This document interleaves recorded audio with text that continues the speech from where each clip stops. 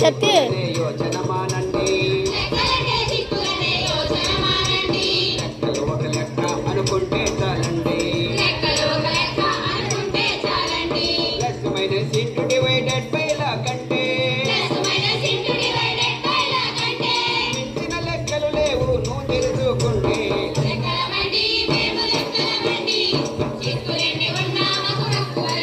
అవును,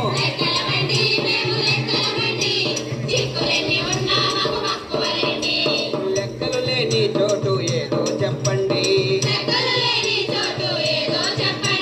లెక్క కట్టని మనిషి ఎవరో కనిపెట్టండి.